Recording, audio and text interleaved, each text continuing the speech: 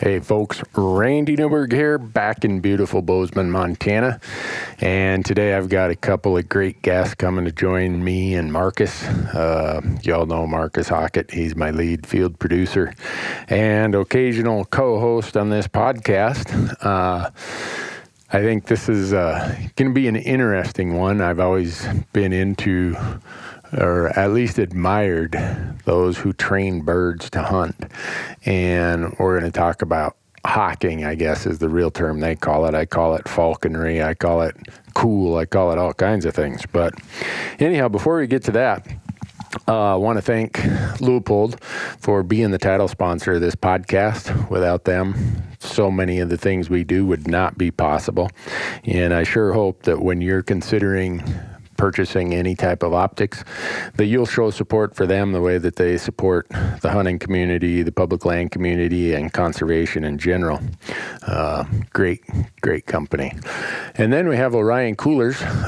We just got back from Alaska. We were living out of our Orion Coolers up there. We had 265 quarts and an 85 quart, and we've calculated that is about what it takes to bring home 2 bears, the hide, skull, and the meat that we processed while we were up there, and a little room to spare. But they are big bears. But go to orioncoolers.com and you will find out more about these really, really great coolers. And if you use promo code RANDY, R-A-N-D-Y, when you make your purchase, they're going to give you this really cool tumbler to go along with your cooler. And then we've got Onyx Maps. We've been doing what we call an e-scouting or cyber scouting series with Onyx Maps. And I think that's going to release, let me think. It might have actually, the day this podcast releases is the 29th, I think. So this podcast, it gets released 3 or 4 days after the first episode of this cyber scouting series that we're doing with Onyx. But when you see this entire series, I think it's going to be somewhere between 8 and 12 videos of how we do our desk scouting from home in a unit that's 1,000 miles away. We're going to go through step by step. And when that's all done, I'm pretty sure everybody's going to understand why the Onyx system is so critical to everything that we do. And for those of you who follow our platforms, watch our videos, listen to our podcast, they have a promo code, RANDY, R-A-N-D-Y, where if you use that, you get 20% off the purchase of any app products from Onyx Maps. So go to onyxmaps.com/hunt and use promo code RANDY. And the other remaining sponsor of this podcast is GoHunt.com. And I was just talking to a person today about the GoHunt system and how all the information I used to have stuffed in file cabinets and outdated magazine articles and newspaper clips, and it was scattered all over. I had some in this folder on my computer, some over on this bookmark.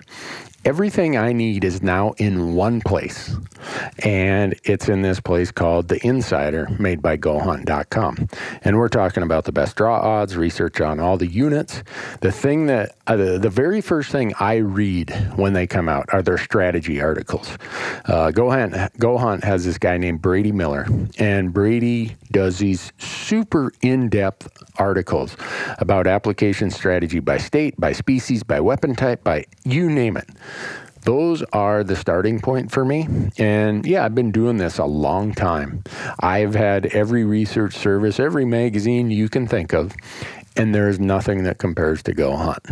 And just like our other partners, they have a promo code here on the podcast that if you are a listener to our podcast, you go to GoHunt.com and sign up for the Insider and use promo code RANDY. They're going to give you $50 of mad money, like free credit, in their gear shop. In their gear shop is nothing but serious hunting gear. So with that, we're going to click the mic over here and let everybody join in the conversation. And I think when you hear this discussion, I think it's going to be interesting. Let's put it that way. So here we go. Thanks for following along, folks. All right, folks, I told you that we had some really cool guests today. One of my dreams in life is to go falconing for either upland birds or waterfowl or small game. I don't know if you're allowed to falcon for antelope or white-tailed does, but I've seen golden eagles chasing them. So the two guys with us today, joining Marcus and I, are my kind of conduit and connection to that. Chris Parish, Conservation Director of the Peregrine Fund, and Leland Brown, the Nonlead hunting ed coordinator from the Oregon Zoo. I got that right, Leland? Yeah, that's right. Oh, man. Random connection there. It's a mouthful. So Marcus and I were down in Boise this spring, and we ran into these guys, and we got to talking hunting. And then we got to talking about falconry. And afterwards, Marcus came up to me, and I think, Marcus, your comment was, we got to do some stuff with those guys. Yeah, for sure. That's exactly what I was thinking. Yeah, some really cool stories. Yeah. That's funny. I was thinking the same thing. We got to do some stuff with those guys. Yeah. Well, we're glad to hear that, Leland, because usually we got to pay people to do anything with us. But now that we know most of what our tags are, I think it was thrown out there that if we end up in Wyoming, there's some really good falconry upland bird hunting there. Absolutely. I mean, and this ties immediately into the public lands thing. You know, being from out of state and being willing to travel at any opportunity to hunt beyond that which we get drawn for, we're all in. You know, and we load up the truck from Arizona and New Mexico and other places with our fly rods, our shotguns, our rifles, and falcons and dogs, and we go do it. And yeah, we've been going up there for a few years. We have a buddy who works over there for one of the TNC properties. The Nature Conservancy. Mm-hmm. Yep. Yeah, Nature Conservancy properties out there. And so he knows the country well. And we go out there, and there's sage grouse. And then we go farther. We go up into Montana. We chase, basically any of those larger game birds, all the way down to the Hungarian partridge and the pheasants. And there is a species of falcon or otherwise raptor that specializes in hunting those in nature. So this happens whether we are involved or not. We are lucky enough to be able to involve ourselves as hunters, falconers have for a long, long time in this old tradition of hunting with falcons. And so we can go hunt sharp-tailed grouse. We can go hunt huns. I mean, I know you have a fancy for forest grouse. Yeah. I mean, the goshawk. The goshawk is no way. A goshawk. Yeah, you can hunt rough grouse with a goshawk. Now we're talking.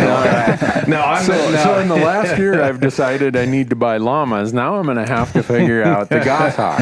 Okay, so I'm going to tell you this right up front.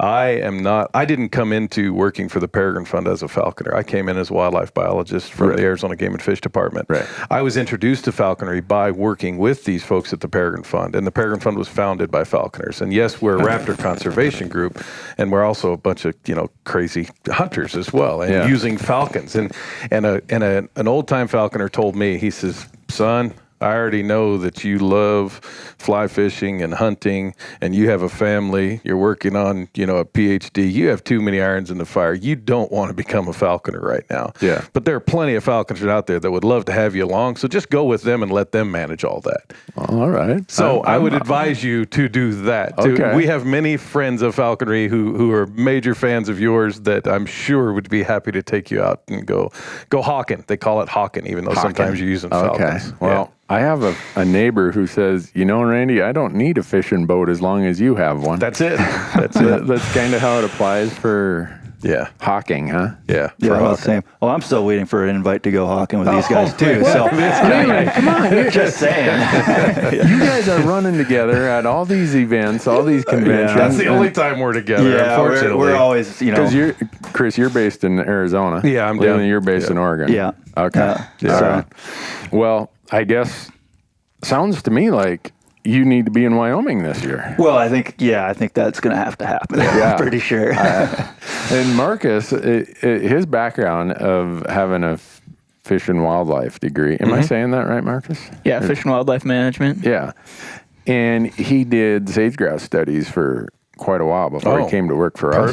Perfect. So he's pretty. You're gonna have the reason he's in on this podcast, besides the fact that he keeps me honest, and he's like our science expert, right? Is that he's going to be able to call the BS meter when it comes to sage grouse. Oh, cool. And predation and raptors and hunting and everything else. Nice. So Marcus has just been appointed the Sagegrouse Expert for the Fresh Tracks on Your Own Adventures, Randy Newberg. I'm not so sure about Is that a promotion? I think that's where I get on the computer and just Google whatever you ask me. That's the funny part. Whenever we're doing podcasts, we ask Marcus a question, and he's like, I don't know. I'll ask Google. Give me a second. So Even though he knows the answer. But you have to be sure. I mean, you don't want to, you got to live this stuff, to stay fresh in it. But that's you science guys. You need to be accurate. Us the media guys, we just make it up,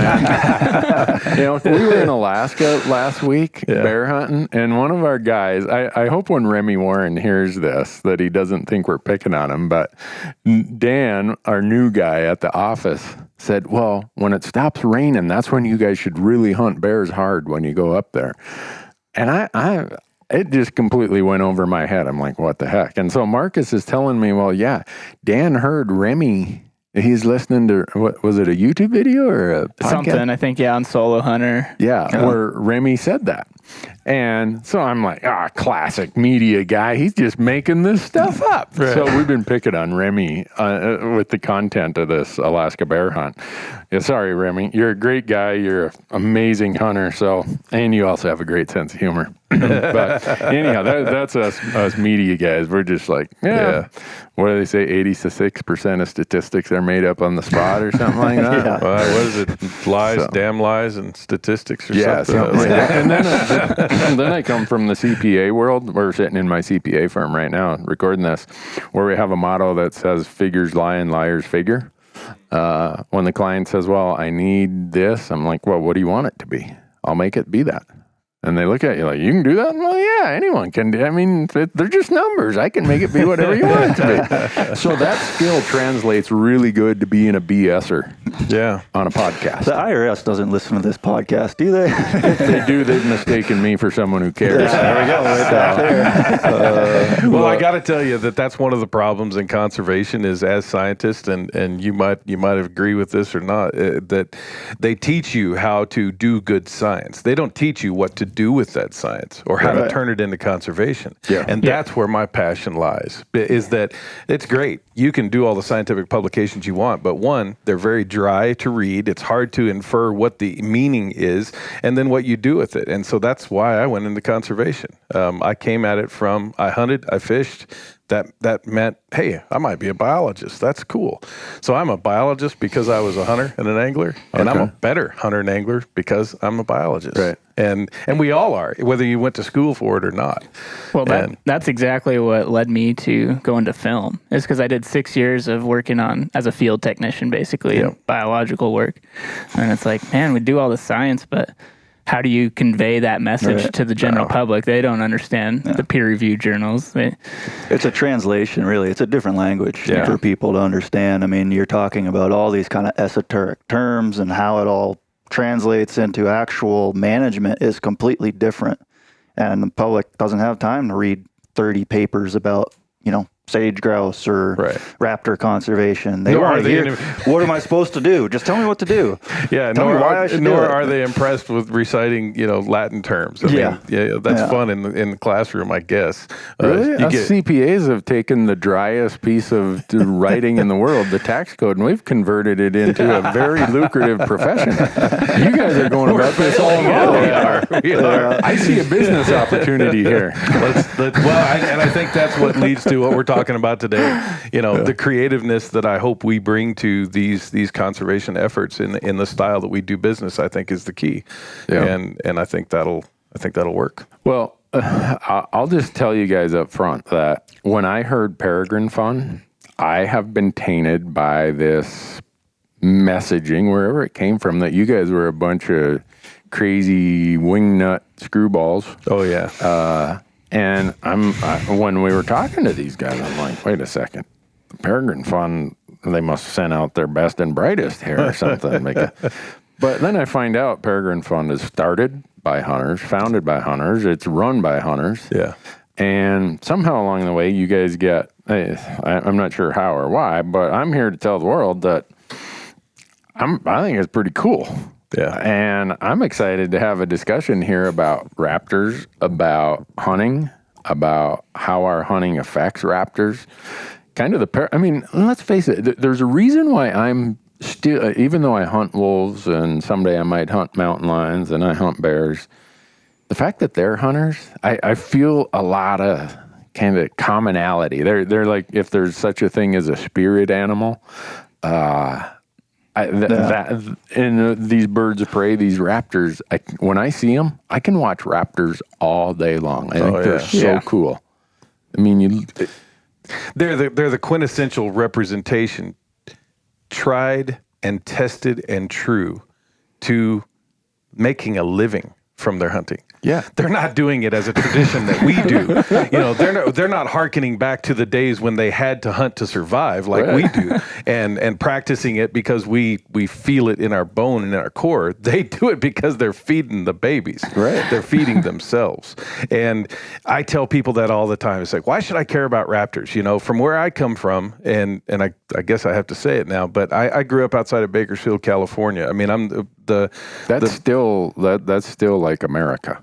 That's to me. You get out there in that part of the world, that's still America. Yeah, exactly. That's not California. No, California.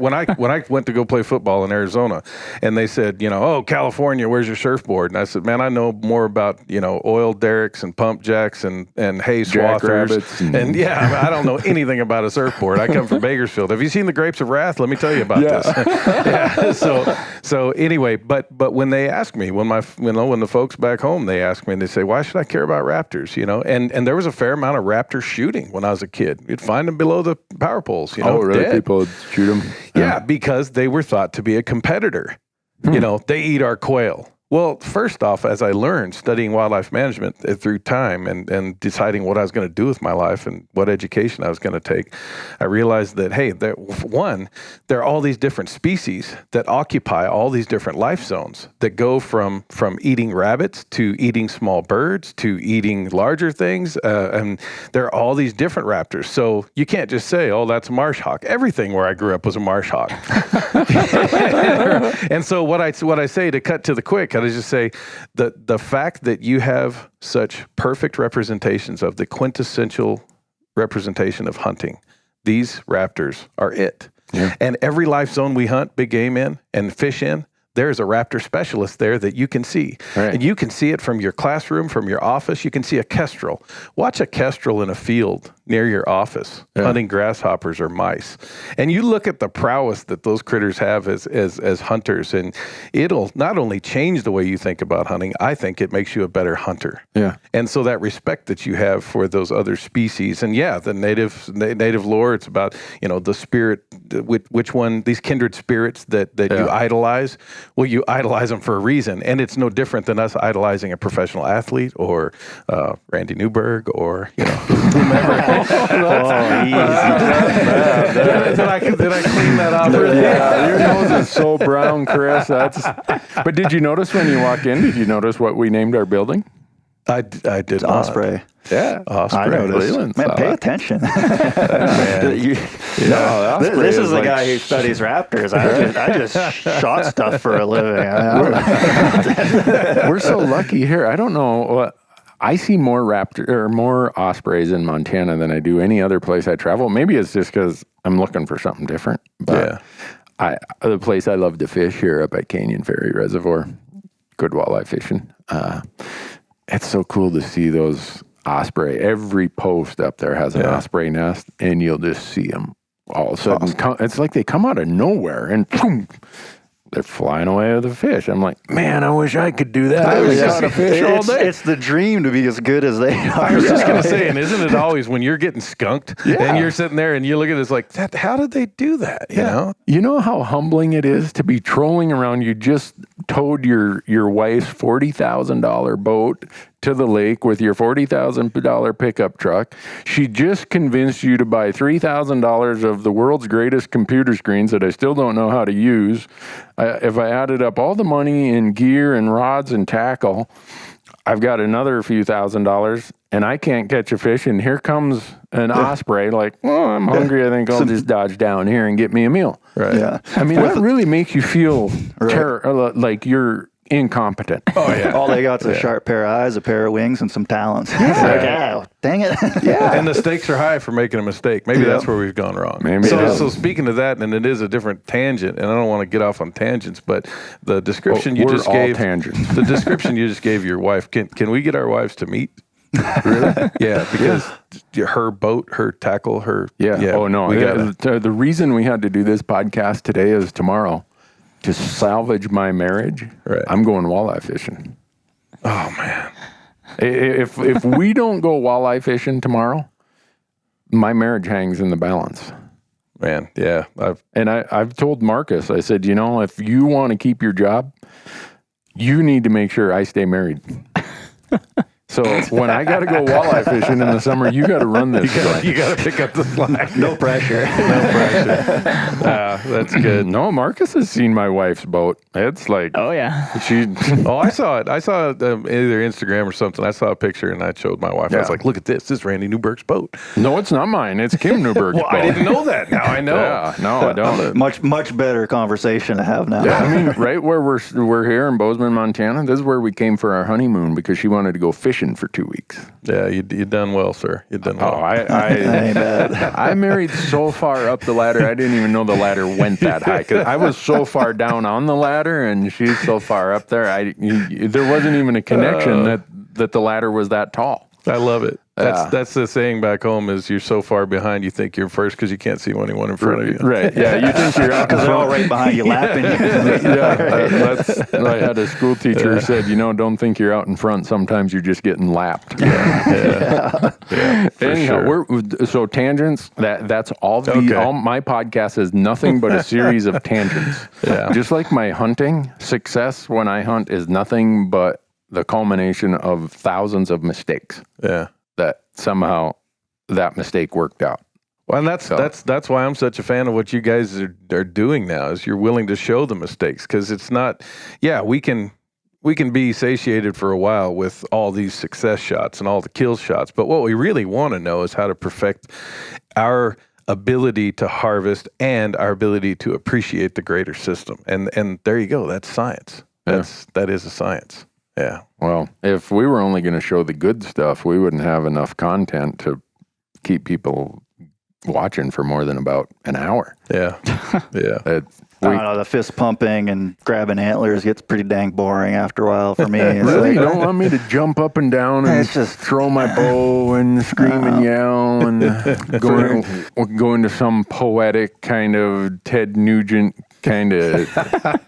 Don't get me started on Ted Nugent. Sorry. I mean, you can go off on a poetic philosophical discussion if you want. It just can't be exclusive. All right. It's got to be some mix up in there. Yeah, that's a tangent we shouldn't go down. Anyhow, you bet. Right, we're gonna.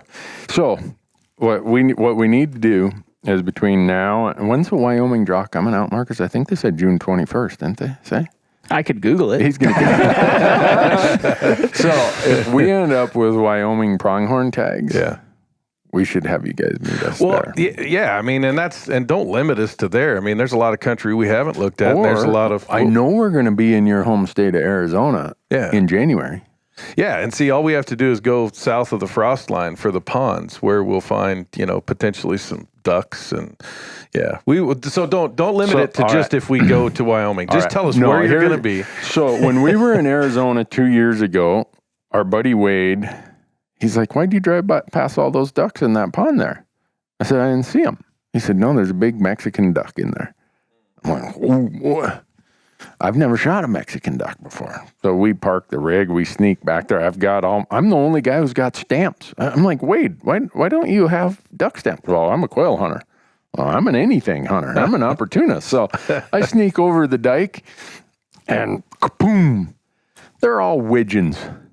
I'm like, man, I could have shot a widgeon up in Montana. I was still appreciative for the chance to get to do it. But last year when we were there, Hank Shaw was with us, and Hank did shoot a Mexican duck. So now I've got this thing about hunting ducks in the Sonoran Desert of Arizona. Oh man. Well, and then I've got to give a shout out to my buddy Paul. Paul is another biologist, works for the Peregrine Fund, lifelong falconer. And if you've never had a falcon cut duck, you've really missed something, because it's an odd occasion where you can have one of these smaller game animals that you've shot with a shotgun that's not busted up a little bit. Yeah.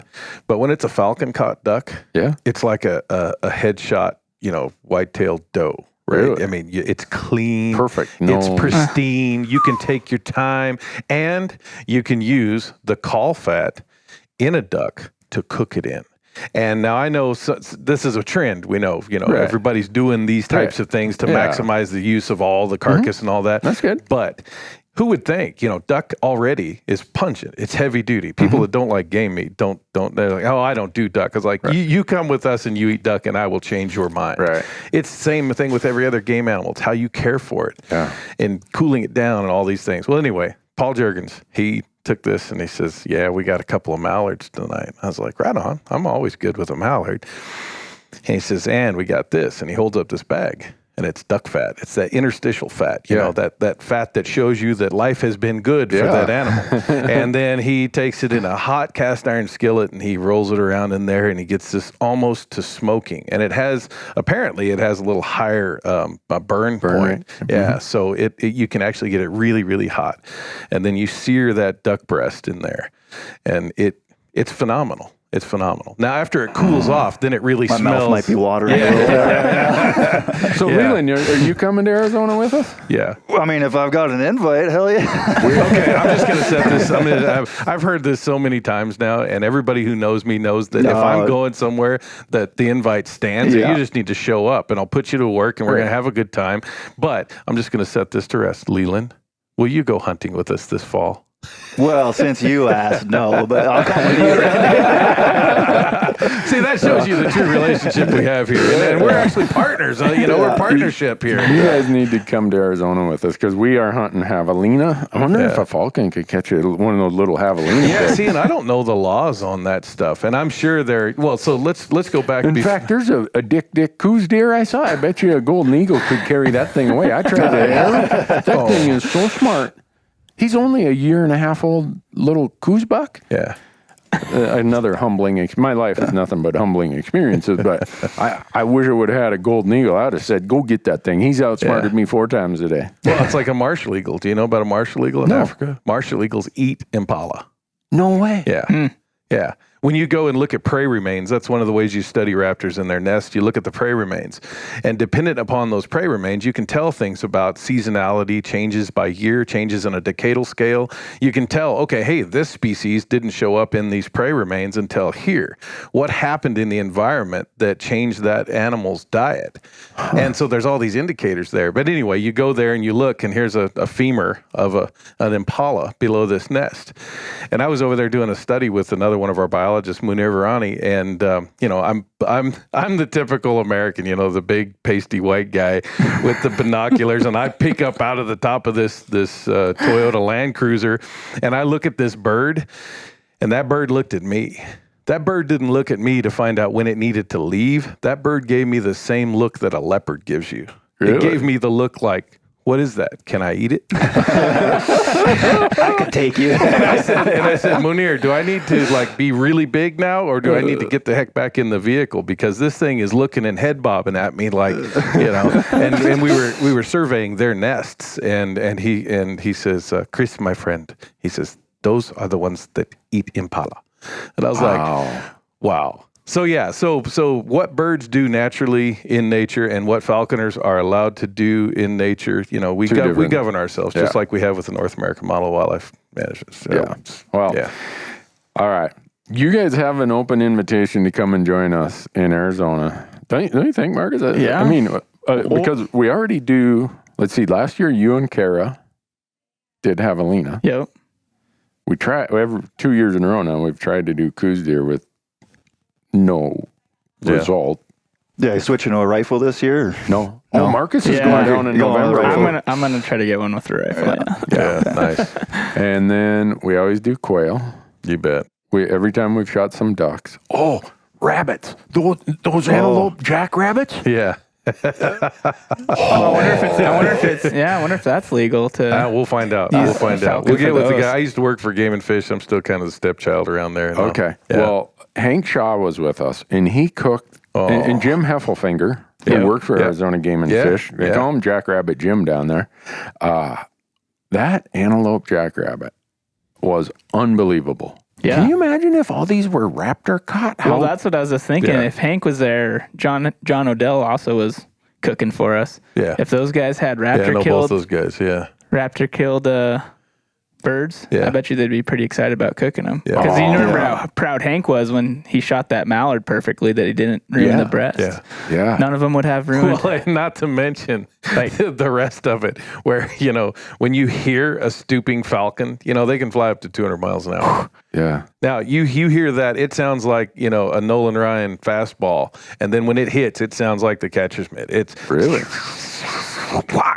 And it just, Oh, man. Once you experience that, it kind of, you could probably eat a dirt clod after that, and you'd be so dazed by that whole experience that, it's hard to separate it all. All right. We're doing Arizona. Okay, that's not dependent on a draw. Arizona is over the counter. Yeah. You already live there. Yeah. So. No, I take my bow for a walk as well. Yeah. Okay. I have a bow that I've had for 15 years. We might just have to stay there for 2 weeks this year instead of a week, Marcus. I was there for 2 weeks. Oh, you were? That's right. I went down a week early. I forgot. I'm game. Yeah, cool. No, it's on. That's a certainty. All right. Now the rest of it is just we can catch you on the road somewhere in between here and there and wherever, and we'll just we'll share calendars enough that we can get that done. Okay. Well, if there is a Randy Newberg sighting between August 1st and December 15th, my wife would like to know where. Yeah. Right on. So she can send me the divorce papers. No, I was telling her this morning or yesterday morning. When was it? What's today? Wednesday? I have no idea. Oh, it must have been Sunday morning. Is it Wednesday? I was telling her, I've been making all these jokes about you getting rid of me because of my travel schedule. And she kind of got this serious look like she's going to tell me something. And Who's joking? Right. And then she starts smiling like, don't worry. I've been married 29 years. I'm not getting rid of you now. I'm like, can we get that in writing? I hear you. Too painful to start over now, right? But when we went back home, she comes upstairs. I got this big whiteboard calendar. And she's standing there looking at it, at first with her arms on her hips. And she's not saying a word. Then her arms are crossed. I knew this. And then I hear this... And I look over and she's like, really? That's all I needed to hear. Like, honey, we're going fishing this weekend. We're going on vacation in July. We're going fishing again. Blah, blah. I'm like, I got some serious pay it forward to go here. Yeah. And I've told her for our 30th wedding anniversary next February, I'll go anywhere. I don't care. I mean, I'm like a curmudgeon. A beach is, to me, I'd rather get nailed to the train tracks. Yeah. Unless you can fish off a beach. Well, true. If I could fish there, but like going to a big city for a vacation. Oh, please don't do that to me. Take your family. Take the neighbor. I don't care. Right. But for our 30th anniversary, I will do whatever. It's on record. And I'm going to smile and I'm going to have a good time. Yeah. So there you heard it, honey. I'm really trying my best here to be a good husband. So, see, I told you I have all kinds of tangents on this podcast. I call it inoculating, but whatever you want to call it. But so we've got that locked in, folks. You've heard Chris and Leland say that we will be hawking in January in Arizona. So there you go. You can't. Sweet. You guys are on record now. You can't back out. Well, and that means that I've just encumbered other people. So, Paul, Brian, when you hear this, we're going hawking. All right. In January. Because they have the birds.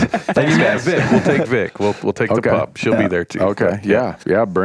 Well, Vic probably met Paul's bird too, because he was at the rendezvous. Oh, yeah. You already met Paul. He was the Peregrine Fund. Him and his Peregrine Fund were there at the dinner. His? Yeah. The Peregrine was his. Right. Man, that was cool looking. I mean, you look at that thing, it's like, that's badass right there. Oh, yeah. No, it's business, man. It's like when you see that rifle or that gun or that bow or that truck or that any of the things that we use, you look at that and that thing has all of its tools together. Yeah. I mean, I think of, some people I get called the wolf hippie a lot because I'm not one of those people who subscribe to the theory that wolves need to be removed off the North American continent.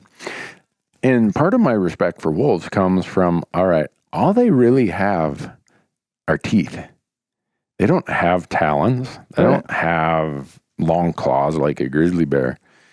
They're going to go and catch a 600-pound bull elk that's got big tines. I mean, even a cow elk. 2 tourists got beat up in Yellowstone here in the last week. Yeah. From a cow elk. That's awesome. They deserved it. Well, If that happened, chances are they deserved it. And not to be outdone, a couple days later, some other tourist decides they need a close-up of a bison. Yeah, perfect. They got a really close-up, I hear. Brilliant. Yeah. But anyhow, I think about trying to, how skilled, how hungry, whatever, how brave you got to be to stick your head in there with nothing but teeth. Yeah. At an elk that's going to whoop your butt. And isn't that amazing? We pride ourselves on being challenged with adverse conditions, overcoming it, using our family, using the tools we have, which may not be everything we need, and persevering. Yeah. Well, there you go. Yeah. That's what these critters do. That's part of this whole natural world that hunting, either you could say forces or allows me to go and immerse myself in this natural world. Like Marcus and I were up in Alaska last week. Those sea otters, how cool is that? Those things are just cool. Yeah, that's what I was most excited about half the time, is watching all the eagles and sea otters, and it's that, and then tons of bears everywhere. That was incredible. Yeah. But you look at any of those creatures, just like the raptors, and somehow they have found a way to make a living without high-powered rifles and great ammunition. And I mean, I've got the finest clothes and optics you can get in the hunting world. Yeah. And I'm still not as good as they are. Yeah, humans are pretty crappy hunters when you think about it. Yeah. Like we need a lot of help to be successful. Yeah. That's a good way to put it, Marcus. Now that we've committed you that we're going hawking, but whoever has these goshawks, are you saying? Yeah, well, there are people that hunt with goshawks, yeah. Those 2 guys I mentioned don't have goshawks, but yeah.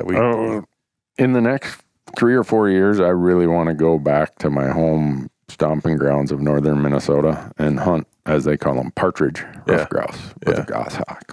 Yeah. We just give a call out to your audience and see who's got a goshawk. Yeah, exactly. I'm sure there's someone and who you listens. do have to be careful, because there was this period of persecution of falconers. Once, as with almost any type of hunting, there has been a time when falconers were heavily, chastised for doing these dastardly things with falcons. I know, right? I must have missed that. Yeah, well, and it's because it's once we didn't have the need, and this pertains to all hunting today. Once we no longer had the need to hunt for our own survival, which wasn't that damn long ago. Right. I like to remind people that once we had I can buy my meat down here. It's like, yeah, but I don't want to. So I'm using one of the oldest traditions and forms of hunting on records, of hawking or falconry.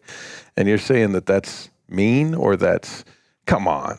Give me a break. Yeah. Anyway, so that caused falconers, I think, to retract a little bit in society. They didn't want to stick their head up because it get chopped off. So really, yeah.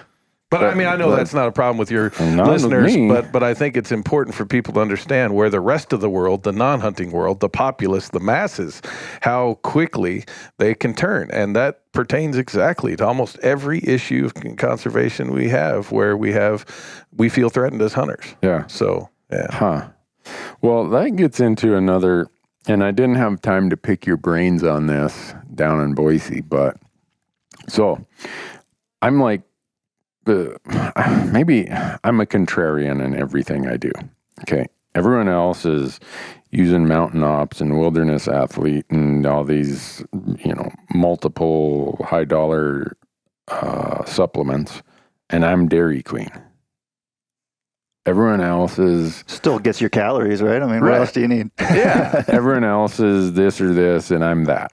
Well, in my bullet selection world, I shoot a lot of non-lead bullets. And people know I'm a big fan of Nosler. And they make great bullets. I mean, the partition's been around since 1940s. Yeah, 1948, I think, is when that bullet was designed. Still around, still killing elk. They make a great AccuBond. And I don't know how many years ago it was, they came out with their E-tip. And I've been shooting their E-tip bullet a lot. And people, there was the rifle we had up in Alaska, Marcus, the 7mm 08. Mm-hmm. And again, I'm a contrarian, all right? We're bear hunting with the 7mm 08. Everyone else is up there with their 338s or their whatever. And that's great. But that 7mm 08 and my 308 and my 300 Win Mag love E-tip bullets. I mean, all those three bullet styles I talked about shoot remarkably well in my rifles. But I just started using these E-tips. I think the first time I started using one of them was 2011 or 12. Was it down in Arizona? That's only a couple of years after they came out. I think they came out in 2009 or something like that. And my first exposure to it was I drew a desert or an Arizona strip tag in 2007. Yeah. And Arizona Game and Fish had a thing where you send in your coupon, and Cabela's, I think, sent me 2 boxes of lead-free ammo. That's right. That's when my first exposure to them, to the whole lead-free issue and how that's affecting raptors and scavengers and everything. And that, unfortunately, that strip tag's still in my pocket. It's in my desk drawer. But it got me thinking about this whole non-lead or whatever polymer. I don't care. You hear people call it all kinds of things. For the sake of this discussion, I'll say non-lead bullet. That's what we say. Yeah, that's what we categorize it.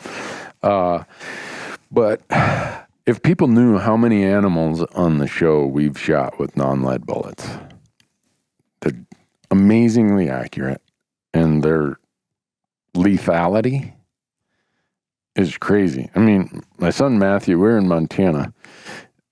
This group of elk are coming in, and he shoots this bull elk at 290 some yards with the 300 Win Mag, and I'm thinking, you might need a better angle. Well, as I'm thinking that, he shoots, and it goes right on the point of the near shoulder. I mean, it was close to broadside, but not perfectly. Completely through that shoulder, through the, what do you call it? The scapula? Scapula, shoulder blade. Yeah, on the other side. Yeah. And that bull just gives it up right there, man. I mean, he does a face plant. Yeah. I'm like, whoa, I guess that stuff isn't just good on targets. Well, you think about all the bullet design, right? I mean, the partition was designed to solve the problem of weight loss, right? For penetration. AccuBond and all the bonding bullets, all that is trying to solve these same problems. When Barnes designed, their X bullet, it was to solve that same problem. They just went a different path. Rather than still using lead, they make the entire bullet out of copper or copper alloy, and it expands, but it holds 98 or 99% of its weight. Yeah. So you get all of the benefits of having an expanded bullet with the deep penetration. Right. And as technology has advanced from those early designs, and now with the E-tip and all these other manufacturers, they've got really great bullets that give you the accuracy with fantastic terminal performance. Right. And it's really the pinnacle of technology, in my opinion. I mean, like we use lead because it worked, and it was what we've always used. We've been throwing lead at each other for thousands of years. I mean, they were doing slingshots. Yeah, exactly. There's Roman lead projectiles. That had like they cast them with insults on them so they could throw them at each other. We just got better at throwing stuff. That's really what it comes down to. I have to say, Leland, we've been doing this so long that little summary you just gave right there. There are gonna be some listeners going, "Yeah, that guy's working for Barnes or Nosler or somebody." Yeah, if they would just pay me, I wouldn't be living in this tiny little apartment. I could actually afford a nice place out. That was well said, man. Well said. Well said. Anyhow, my exposure to non-lead bullets has been with Nosler and their E-tips, and they're just...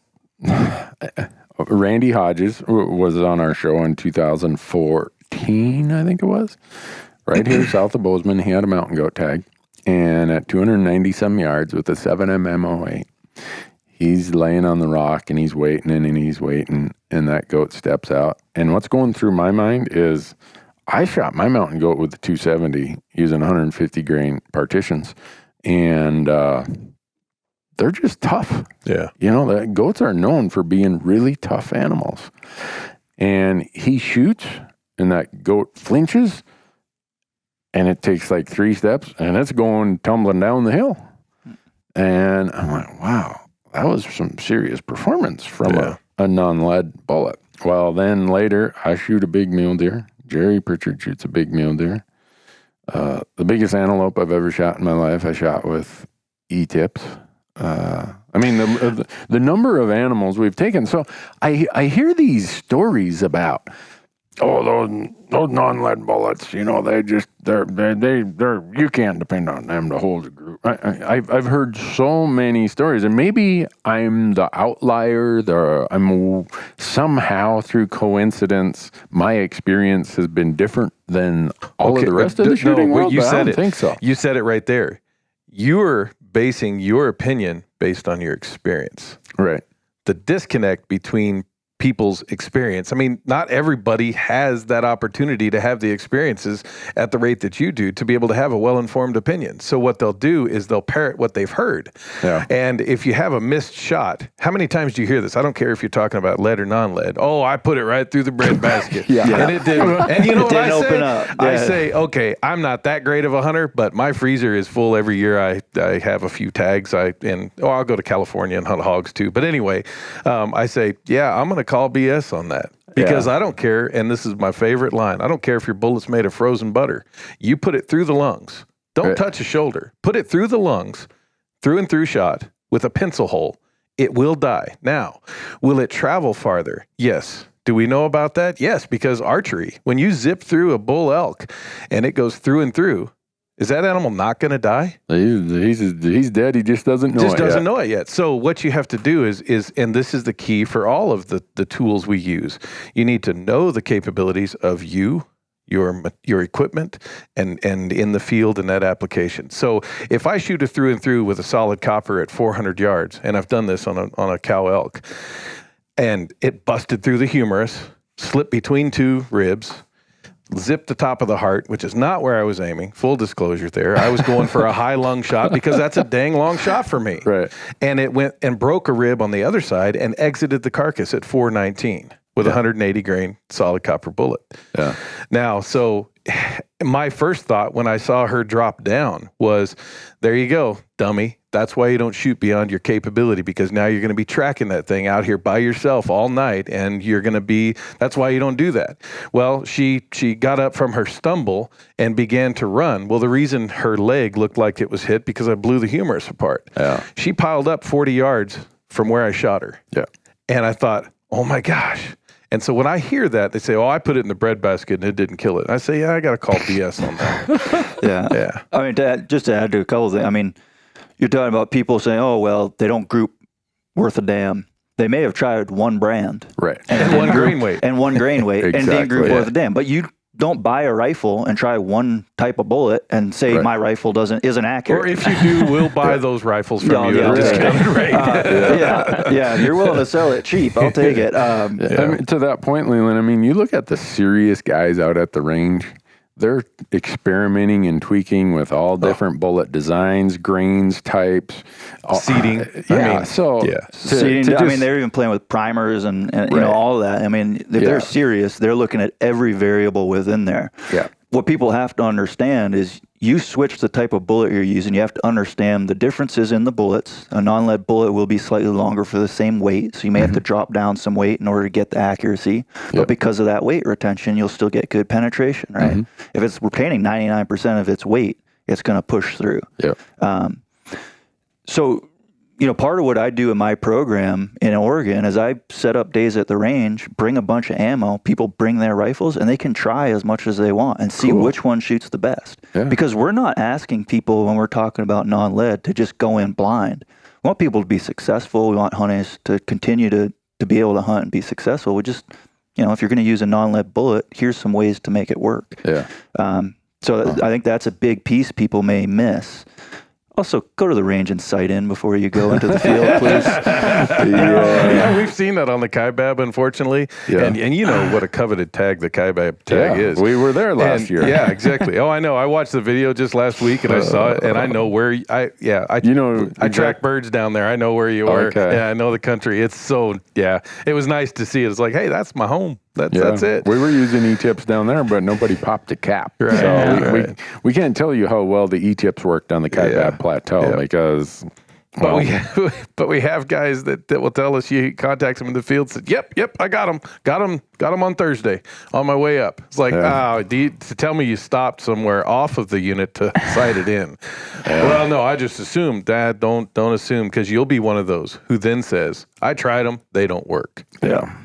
Which I think a lot of the early folks who have done that switched over and requested to be switched over. That's where a lot of that information comes from. Really? Well, 93% of Arizona hunters surveyed after that program you were talking about was initiated.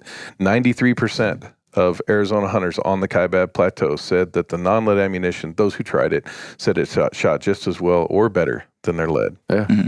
No, I don't know. Maybe I'm a one-man band it's my missionary zeal of trying to get people to, and I don't care if it comes to this topic or others, I get tired of the barstool rumors. It seems like maybe every activity has its level of, maybe golf has their own barstool rumors that need to be dispelled. Sure, this ball's better than that ball. Right? Yeah. Oh, my club will hit it 40 yards further than yours. I mean, but I've played golf once or twice. It's all bull. I've kicked it once or twice. But my point is, I tire of people attaching to these urban myths, whatever you want to call it. Yeah. It's like, go out and experiment for yourself. And I was lucky that Arizona and it was strictly voluntary. I mean, Arizona didn't say you had to. And that's what we're pushing. We are 100% voluntary. Yeah. Information, education, and incentivization. And even in this discussion here, we went right into the details of shooting non-lead, but we haven't even touched on why should I care? Yeah. And so that's we'll get to that. Yeah. Oh, I know. I get excited. But I thought it was cool that Arizona made it voluntary. There was a pamphlet in there that explained what their research was showing about how lead was affecting certain birds of prey, raptors, and scavengers. I think mostly, this is 11 years ago, so I'm old, so my memory doesn't serve me that well. But I thought they were talking about it mostly in terms of condors. Yeah, so the fragmentation study we started in 2003 is when we started shooting all different types of ammunition, understanding hunting situations. Shooting, actually, we were up in Sheridan, Wyoming at a board member's ranch, and they had enough whitetails, and you can buy the doe fawn permits. And they said, let's do a study. We saw a peak of exposure that coincided with the hunting season, and it was annual. When you say a peak, tell me what you mean by a peak of exposure. Yeah, I'll explain that. Okay. So we're monitoring blood lead levels. We had one of the condors drop dead.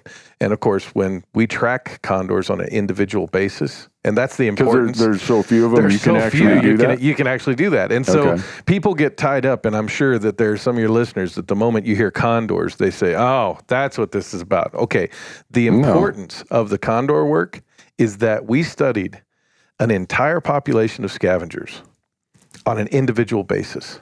Not on a population-wide basis, but an individual, which gives you population. Okay. Now, you think about it, in wildlife management and wildlife research, there's hardly ever an opportunity you have to do that. So when in science you talk about the big N equals and the little n stands for population, you very rarely use the large capital N because that is indicative of the entire population, right? Okay. Sorry, that was just for our wildlife hacks. Well, you wildlife guys understand that. See, that was news to me as an accountant. Yeah. The big N stood for Newberg. So what happened was early on we started reintroducing condors there, and I used to work for Game and Fish on the Condor program, and then later with the Peregrine Fund. And so we started releasing condors in 1996. It wasn't until those condors began to basically take the shape of what they are today, that is, surviving wild, free-flying condors. Some would argue of wild, but anyway, we'll get to that maybe. Had a bird drop dead down the Grand Canyon in the summer. Captured the bird because we knew, we recovered the carcass because we knew that it had died, and found out that it died of lead poisoning. And my first thing was, okay, well, this was said to have happened in the early years in California, was said to have been one of the causes for their recent decline. And I thought, okay, let's make sure that we're not just jumping down this path because of what our expectations are. Let's look at this rationally, like you're talking about earlier. Well, the radiograph, the X-ray, showed that bird had ingested some type of meat carrion in the field that had number 7 shot in it. Number 7 bird shot. Bird shot. And so this is going to be a bit confusing, but I'm going to try to make the leap very quickly here, because bird shot is an anomaly. Rarely do they eat things. Do these particular scavengers, condors, eat small carcasses? Usually it's large game. Okay. And so it's more of an anomaly to see bird shot. But when I saw that, I said, oh, that's number 7 bird shot. And the pathologist looking at it says, what do you mean? I was like, well, I reloaded as a kid. I've chunked through a lot of shells on that mech progressive reloader. The manual reloader. I know what number 7s look like, and that's number 7 bird shot. So in the X-ray scan, you can see the shot in their system. Yeah, and so later... Just to clear that up, the reason you can see it is lead will actually reflect the X-ray back. So any metal you can see really cleanly bone, on. It's all based on density. On an X-ray. Okay. Yeah, so it's all based on density. Yeah. So when you look at an X-ray of a broken bone, the reason the bone resonates is because of its density. Yeah. Well, you can imagine then for lead and its density, it lights up like the North Star. It's bright. There's no doubt that it doesn't just pass through them when they eat it. Well, it does. It does. Oh, okay. But as soon as lead and this is in any system, whether it's a mammal or an avian species, when lead hits our system and goes into an acidic environment, it begins to break down and makes a lead salt. That lead salt can then be assimilated into the body, and that's where the damage begins. So when my dad and his brother used to crack jokes about lead paint, back in the 60s and 70s, we were getting rid of lead paint. My dad'd be like, wow, lead's been in this world forever. It ain't gonna hurt anybody. Hey, I've heard that contemporarily. Yeah. I've heard just recently in the past years, I've heard, hey, lead's on the periodic table. How can it be a danger? I was like, well, do you know about those other things, those other heavy metals? So is uranium, no big deal. But anyway, so back to fast tracking forward. So we thought, okay, even though this may have been an anomalous exposure, something that's not going to happen on an annual basis, we need to monitor. So every time we trapped a condor, whether it was to replace a transmitter, to put new number tags on it, because we wanted to monitor them to that degree, we would take a blood sample. And when we took those blood samples, we would show that seasonally, beginning in 2002, and that's when the condors keyed in on the kaibab. Okay. Beginning in 2002, the condors were on the kaibab for the hunting season, as if the dinner bell had been rung. Oh, really? They knew in October. Oh, yeah. And they'll sit, and people say, oh, yeah, we see them around our camps. Well, that's because they're attracted to activities. When there's increased activity on the kaibab, it means the dinner bell has been rung. There is food there. And when you look at ravens, in campsites, and condors are visual scavengers, so they look for the ravens to find food. Yeah. The important part of that story is that we started monitoring. And then it wasn't until a couple of years later in 2002 that we saw annual peaks of lead levels. And when I say peaks of lead levels, I'm talking about lead levels that would have your general practitioner ask you to go to the hospital. Really? high levels of lead in these 20-pound scavenging birds, right? And so we thought, wow, there seems to be something significant to the fall and the hunting season and condors. And we had GPS transmitters on some of these birds. Yeah. So we'd find, hey, this bird's been in this area for 2 days. We got to get out there. We get out there, and being a hunter myself, we get out there and I find a greasy spot in the pine needles and a couple of happy condors sitting up around the trees with a big fat crop. And I'd be like, oh, they ate that entire flipping gut pile in addition to all the other scavengers. But, they're fat and happy. That's the condor's MO. They go in there and gulp it up, store it in this big crop, go sit somewhere and digest for a couple of days and watch the world go by. Yeah. They're damn good at it. Yeah. And I thought, okay, so if this is tied to the gut piles, it can't be. It must be wounding loss. And we know from other studies around the states that there's about 11% wounding loss. And we thought, okay, but we're seeing 80% of the population showing really, really high toxic levels of lead. It must be something else. Yeah. So we thought maybe it's in the ground, maybe it's in the water. So we began looking at fish in the area that may have been consumed by scavengers, water, everything. And the lead that was found there did not match the isotopic makeup of the lead in the condors. The lead in the condors was recycled lead. Which would be something. Yeah. And this is, to be fair and to be a true scientist, you say, okay, what kind of things that are we introducing into the landscape that might be recycled lead? And so we hear, batteries. Like, all right, well, we don't see a significant increase of condors eating batteries. So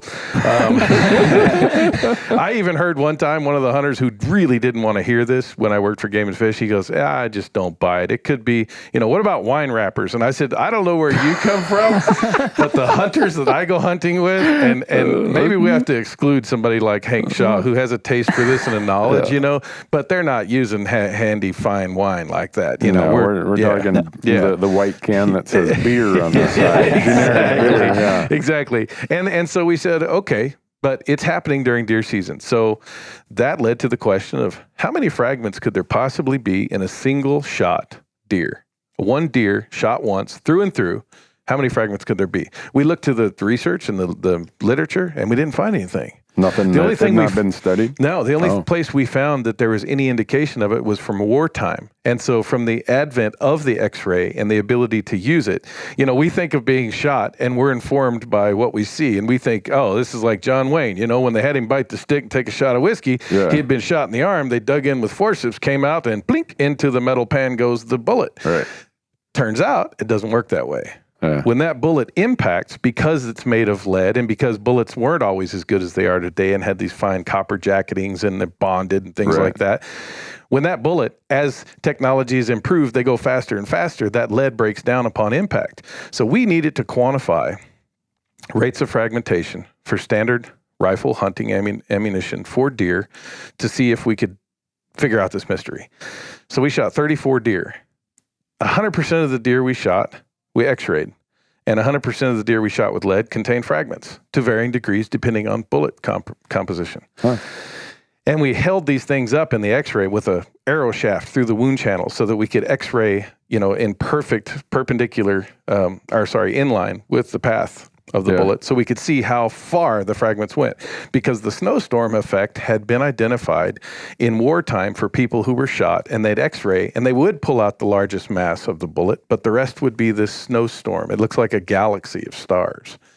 And again, just minute fragments. And mind you, those are the only ones that you can pick up with an X-ray. There are other smaller ones there, and if you know about surface area, the greater danger is in the smaller fragments, especially if you're talking about breaking it down in a critter's stomach. Yeah. So the thing that blew us off the water was not that every deer we shot had lead in it, because we put it there. Yeah. But it was that the gut pile. Some gut piles contain 450 fragments. So you brought the gut piles in and X-rayed those also? Sorry. Yeah, I should have. So we shot the deer, we wrapped them up rolled them onto a tarp, and then took them directly to a veterinarian's office, and we X-rayed them. We did the whole thing whole. Then we eviscerated them and we gutted them just like you would in the field. Right. But we gutted them. We wanted to catch all the blood, gore, and organs and we used supplement tubs. Yeah. So my ranching background there. We use these supplement tubs. And so we had the entire gut pile in these supplement tubs, and then we X-rayed that. And so we were able to quantify the fragments that were left in the carcass after it was cleaned all the way down to the packaged meat. And we did it all in 2 studies for over 64 deer in total. So we took these preliminary data back to Arizona Game and Fish and sat down with them and said, and understanding the sensitivity to this, because we had a condor, it's an endangered species. This is gonna be an S show, right? Yeah. So we're gonna go and talk to them and say, here's what we found, and we think we figured out why we have this high peak of exposure each year during the deer season. Yeah. And we told them the process that we had gone through, and they were like, okay, let's hear it. Give us the results. We showed them these X-rays, and they say it, a picture speaks 1,000 words. You see those x-rays and those fragments, you go, oh my Lord, I had no idea. Yeah.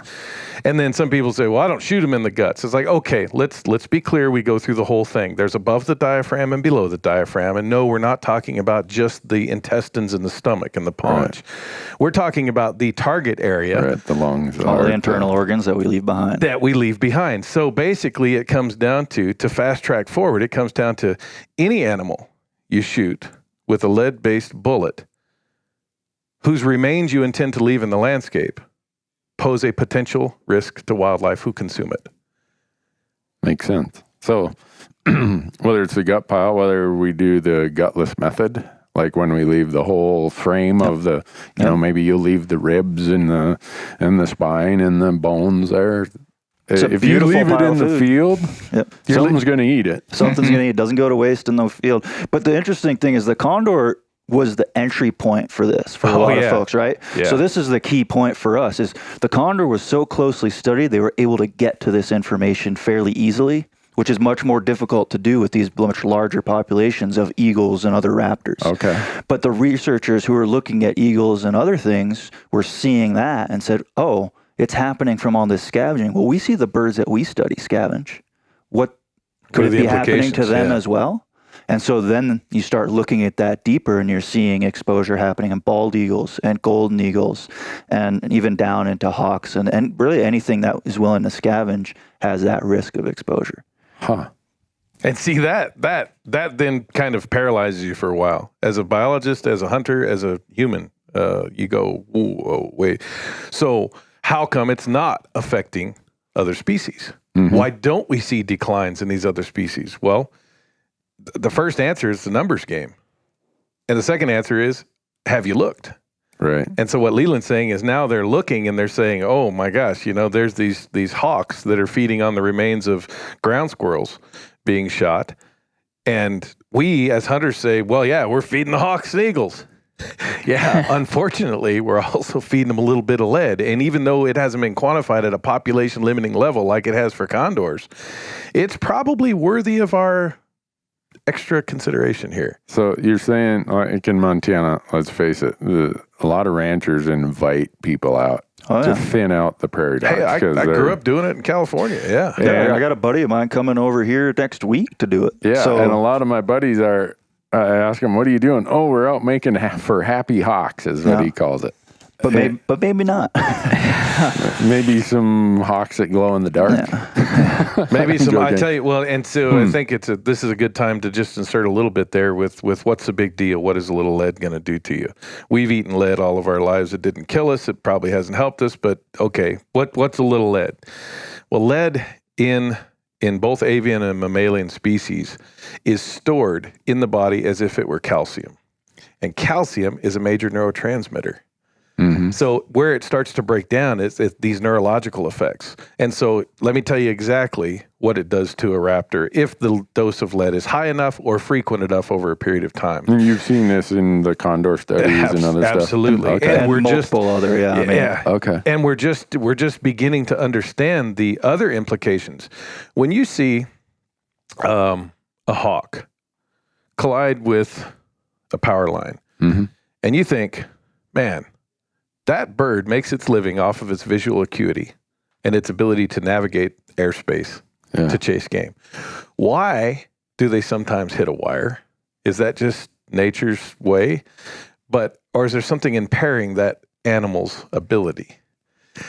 When you start looking at the effects of lead and even the known effects of lead in humans and the visual acuity, dexterity, all these things, digestion, that's what it attacks in some of the birds. They just quit digesting food because their system is paralyzed by the lead that's stored in places where calcium should be. Huh.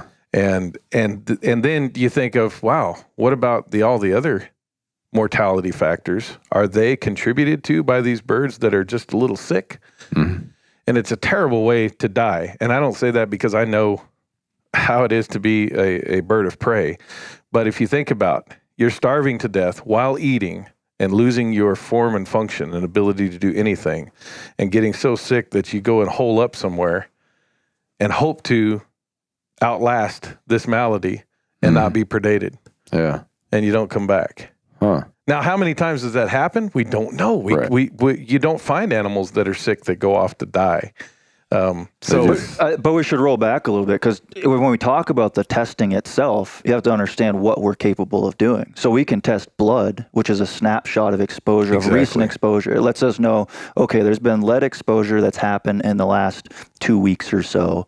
And we don't know where in that 2 weeks. It could still be climbing. It could be declining now. So but we know it's happening. It will be out of their blood system within some period of time. Right. So, but maybe not out of their system. But not out of their system completely. Because there are different compartments of storage is what Leland's going into. Okay. So lead is where it first goes into blood, and then into vascularized tissues, then into organs, then into bone and brain. The half-life of lead in bone and brain is suspected to be like it is in humans, like 20 to 40 years.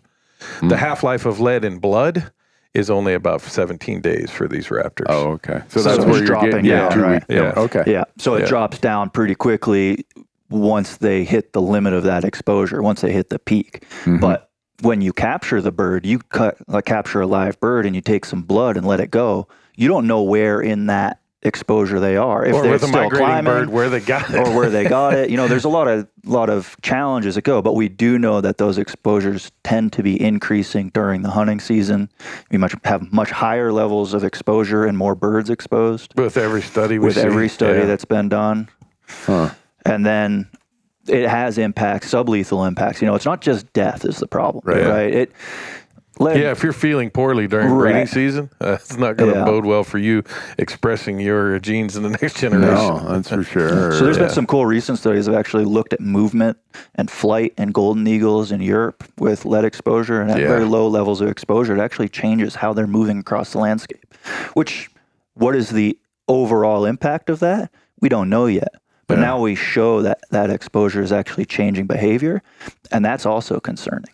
And of course, we know that in humans, but we are taught in science, you can't use these anthropogenic terms. You can't put human, values and explanations into birds. But hey, lead is lead. And so when we get pretty deep into some of these conversations about the science on lead, you can kind of lose yourself, and it's a little overwhelming. And I think that's another reason some people just choose to turn off and say, I don't buy it. Yeah. Well, we've been using lead since forever, so we haven't seen the problem until now. What's the problem now? Yeah. Well, we weren't looking. Yeah. We've changed the types of firearms that we're using and the ability or technologies that to be able to fire that bullet faster and have it expand faster. And all of that combines to increase rates of fragmentation. And I think fragmentation, although accurate, really to me, you have to describe it as what it is. The bullet expands, and it's not just blowing apart. It's stripping small pieces of lead off the front of the bullet as it goes through the tissue. And those spread out as it's going through. And we've known that we have weight loss for a really long time. It's only that it was recently actually studied and published in the peer-reviewed literature. There's a reason we have all these bullet types, because we knew about weight loss and fragmentation. Yeah. We just didn't consider where does that actually end up and what's the end result of that. Yeah. Because we're always so concerned, for good reason, with the effectiveness of the bullet itself. Right. Yeah, you want to mainly take that animal. We hit and kill that animal right away, and that's the goal of the bullet. Now, with this new information, for me, it's okay. The goal of the bullet for me is also making sure I don't have any other unintended consequences. Right. One shot, one kill. One shot, one kill. For real. Yeah. Not just the animal I'm looking at until I leave the field. Huh. Well, when we were down in that Kaibab, remember, Marcus, there are all those signs there about turn your gut pile in and you get entered in a drawing or something? Oh, yeah. They took the non-lead stuff pretty seriously down there. We saw a couple different groups of people driving around, talking, asking questions. That's our game and fish department and the interns. And my daughter was one of those interns. Oh, really? Yeah. Not this one. The other guy. Okay. So the idea there, and the reason that I think Arizona was so effective converting me, if you want to call it that, is it wasn't, we're going to legislate this, we're going to require this, we're going to mandate this. It was all just information and giving me some facts of, well, heck, if there is some indicator that maybe it's having an effect, what the heck? I want, if I truly am a hunter who claims to be a conservationist, I want to think about, like you just said, Leland, not just the species I'm taking that day, but going on. And they made it pretty clear that it was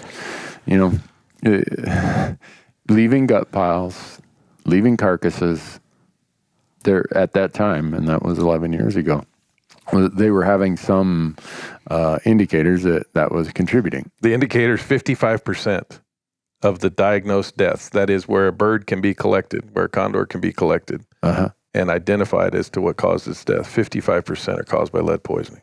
Really?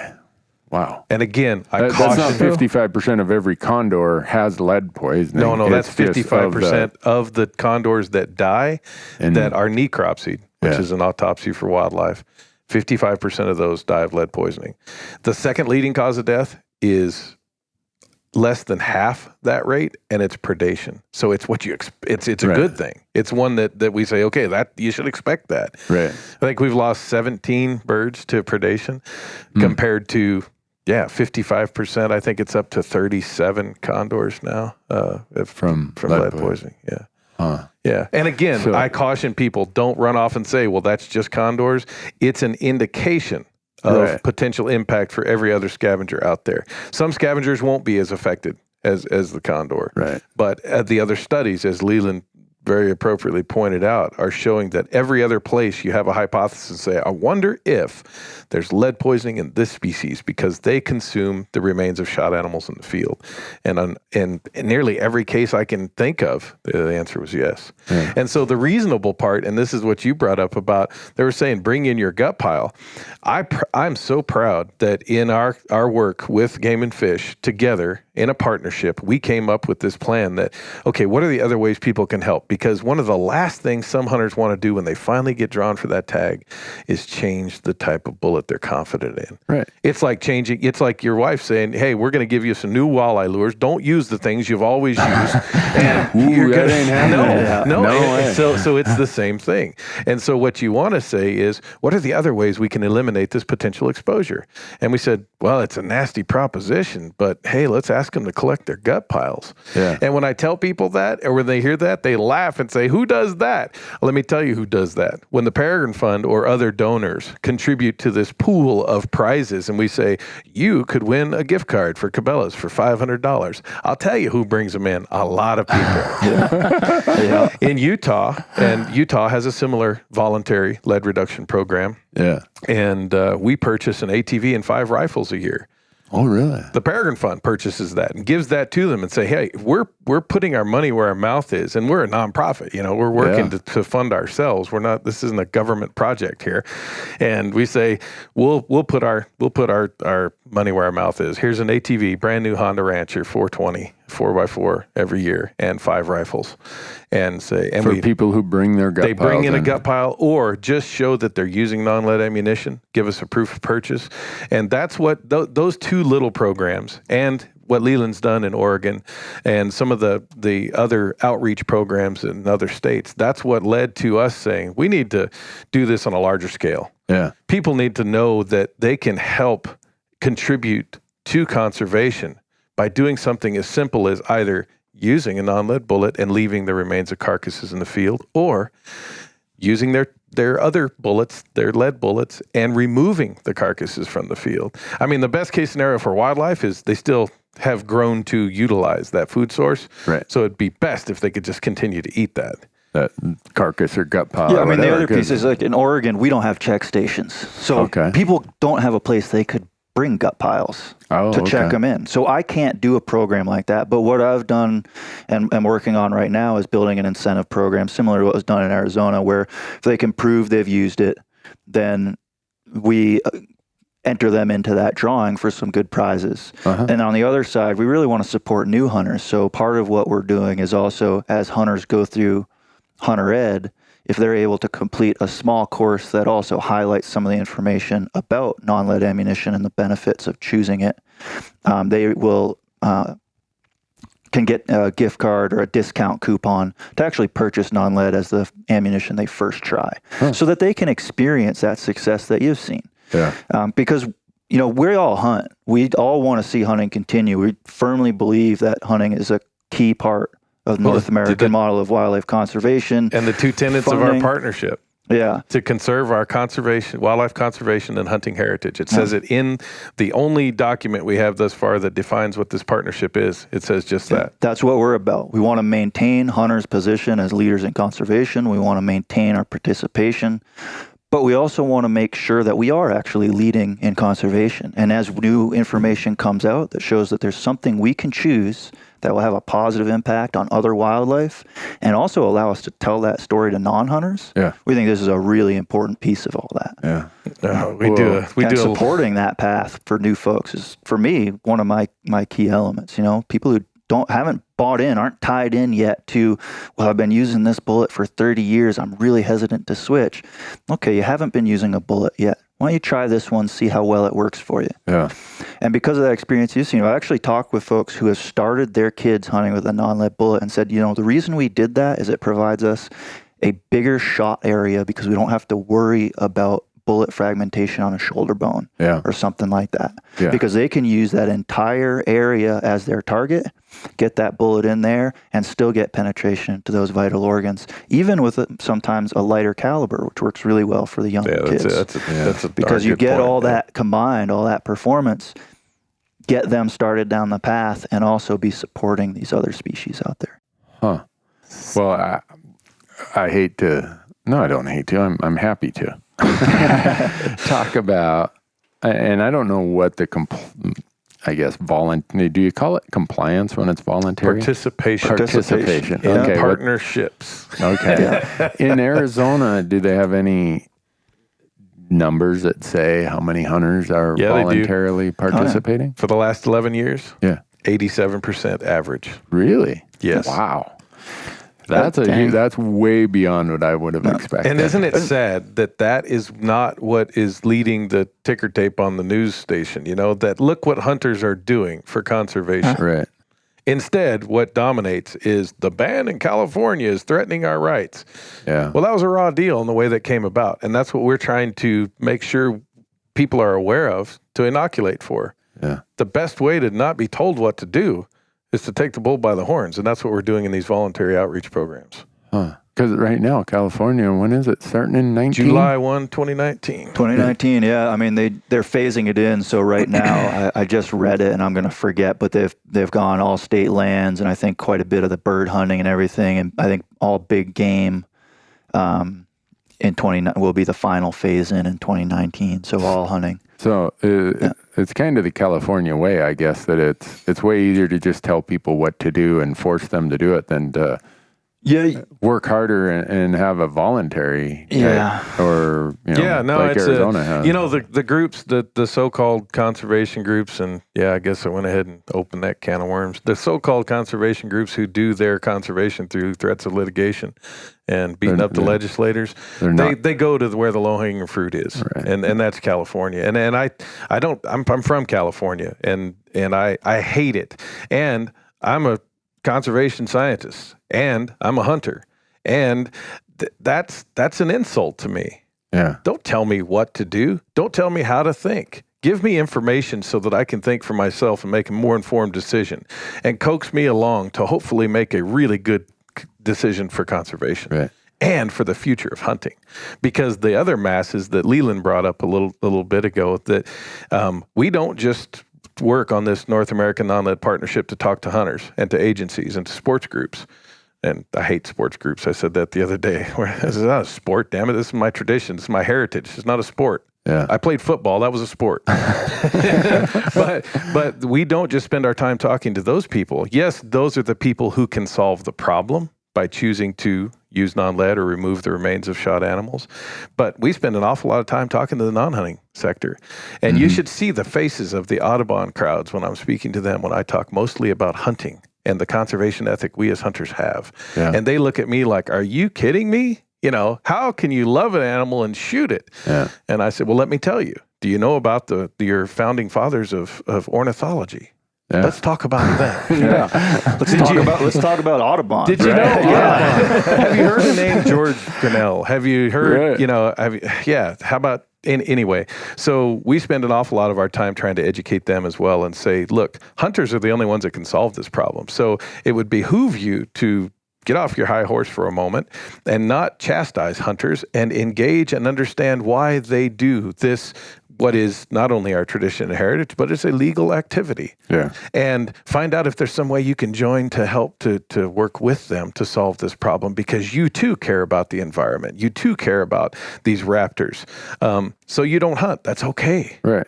You don't have to be enemies. But, in a world as such that we live in today, where there aren't a lot of big enemies, right? I mean, things are pretty damn good. So we'll create our own and we'll fight amongst ourselves until we implode.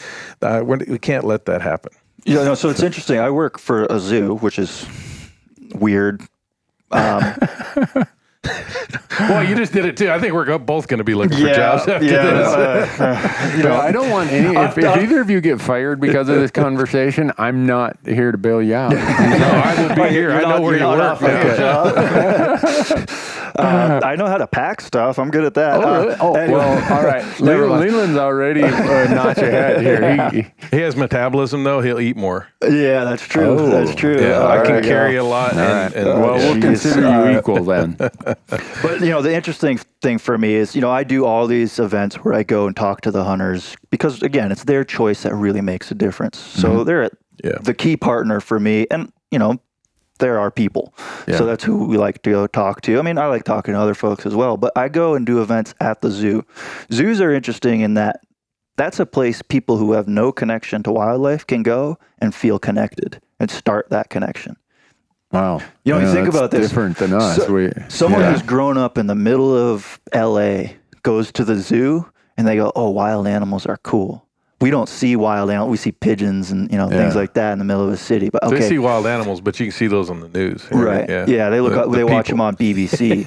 But I go to these and I have a booth showing, lead ammunition and some impacts on wildlife. But what I spend my time talking with the public about at zoo events is hunting and conservation.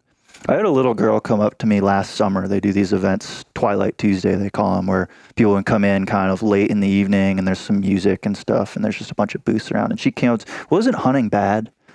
I'm like, oh, why is hunting bad?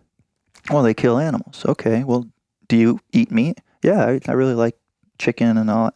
Okay, great. Well, you realize you also kill animals. Hunters own the killing of the animal. They also pay to manage and conserve species. Yeah. By the end of this conversation, it's just a 10-year-old girl or something. She's, oh, okay, this makes more sense. I understand it now, but she'd never even been exposed to it. Right. And that's a challenge we have as hunters.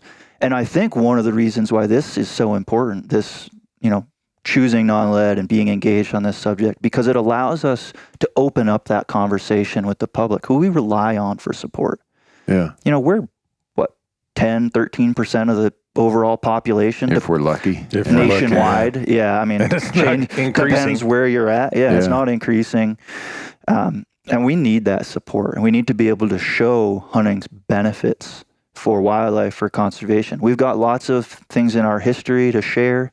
This is one we could do that has current application and is really important for me. Like I said before, bringing those young folks on, but even people who aren't planning on hunting, just making sure they understand. Yeah. And we've got some groups of non-hunters that are now working on campaigns to raise funds to buy ammunition for hunters to say, we don't hunt, but we'd sure like you to try this for this reason. Really? And we want to do it so bad, we're gonna pay for the ammunition. Wow. Yeah. It's amazing the difference in response you get from a campaign like that to what happened in California. I worked in California. We were talking before we started about my past, shooting invasive animals and dealing with all that. And I was down there right after that passage of that initial law in 2007. 2007 went into effect 2008. I started that outreach program in 2010. Was there for a couple of years. It was brutal. Yeah. I mean, people were pissed, and for good reason. Yeah. I mean, the information had come out a year or two ago. They hadn't even seen it by the time the law was passed. Yeah. People had no idea why we were even talking about it. Yeah. And now there's a law, and it was passed by groups that in the past had said, well, we want to ban hunting state by state. Of course, the hunters thought it was an anti-hunting rule. Right. Well, and because what else the could science, it possibly be? and this comes full circle back to what you said. I don't know why some people have labeled the Peregrine Fund as an anti-hunting group. I'll tell you how it came about. It was too easy to put 2 and 2 together. They saw me go and present to the California Fish and Game Commission on 2 occasions. About what you guys were finding in Arizona? About our science. Okay. The reason we went there to present our science is to make sure that those other groups that I so fondly recalled a moment ago made sure they weren't presenting it for us because they have an agenda. Right. Our agenda was to get to the bottom of asking the question, where in the hell is this coming from? Yeah. Their agenda was, what can they do with our science? To achieve their goal, their like goal you of said, man. Whatever their fundraising or their check the box. Look at what we've done Look for at what we conservation. did for conservation, even though it's an unenforceable. We won't. Yeah, we shouldn't even get into some of that. Earlier when you talked, you used a term, and since the audience can't see you kind of feigning some sarcasm here, you said conservation groups, and you kind of had this look like they call themselves. Were you? They do. Okay, yeah. you were referring to like.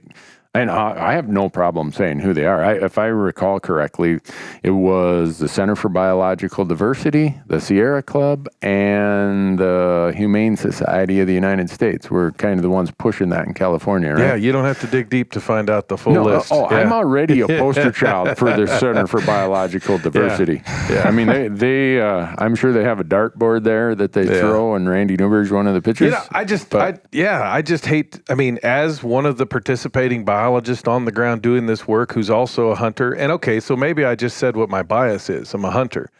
Okay, fine. But we looked into this as conservationists working on a conservation issue.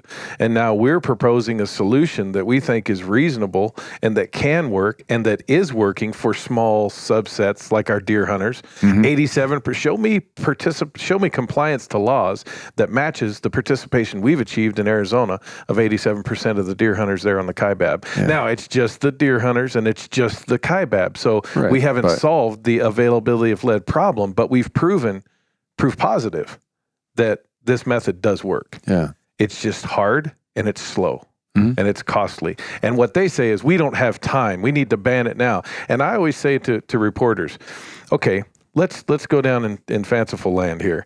If it's banned tomorrow, those groups are going to have parades in the streets saying that they've saved these species. Right. But you know what happens to us, the people who actually do the work?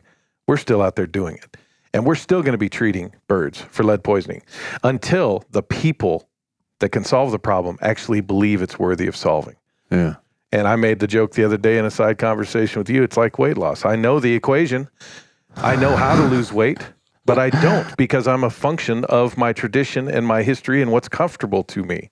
Bacon's delicious, by the way. That's part of the problem. And when I, meet an untimely death because of my chosen path to try and play football and get really big and then not do anything to get rid of the big part, know that I enjoyed the hell out of it. And I didn't do it unknowingly. I did it knowingly.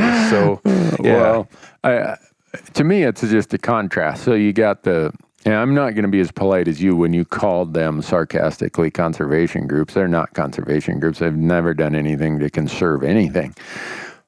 I don't want them, and that's part of as I've learned more and more about this, is part of why I wanted to have you guys on the podcast. Because in today's overstatic world of information overload, people are looking for, give me something quick and easy to make my decision from. Yeah. And they have the easy job of just saying, oh, ban it. Oh, hunters are killing all the blah, blah, blah. Well, it's an easy sale if you can show a video of a bird dying of lead poisoning. Right. I mean, they've got the easy job. That's easy. And unfortunately, because you guys developed science that was intended to be used for a different purpose to, like you said, get to answers, and that science got hijacked. Yeah. Now you guys get thrown in the mix of, like I said at the beginning of the podcast, I had this in my mind, not that I knew anything about the Peregrine Fund, but I just heard, they're assholes. Yeah. I'd heard that before. I'd read it I think even in some of my hunting magazines. Yeah. It's like... Well, it all comes back to that legislation in California. Yeah, and it wasn't like you guys wanted California's law. You guys are working for a different solution. They just came and grabbed your science and said, we'll paint this a certain way when, I mean, the science is supposed to be just facts and information, and then we as a society decide what we do with that science. That is policy. Policy isn't just science. I think we all live in this fanciful world that we say, oh, if it's logical, then we'll do it. No, we operate on emotion, folks, and a little bit of science. And sometimes we're embarrassed by how long it takes to finally do something to prevent preventable, hardship for people, for ourselves, and our self-governance. But that's the beauty of the democratic process. Yeah. And I will if you look up my presentation to the commission, and that's what I had to tell some of those groups that wrote some of those things about the Peregrine Fund. I banged on their doors until they finally had an audience with us, and I said, you don't know us. If you knew us, you would reframe your vision and view of us and think, wow, we're actually some of those conservationists, hunters, leading the way by being on the tip of the spear.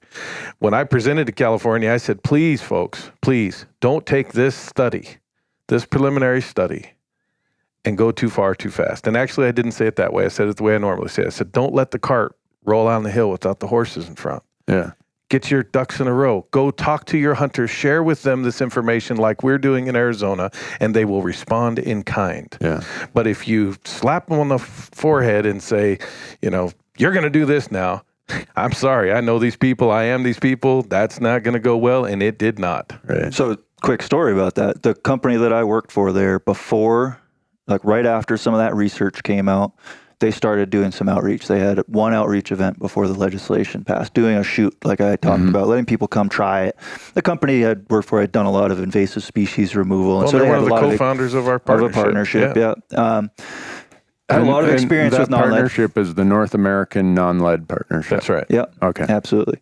But they had lots of sporting groups, lots of other folks in California engaged and talking about the issue.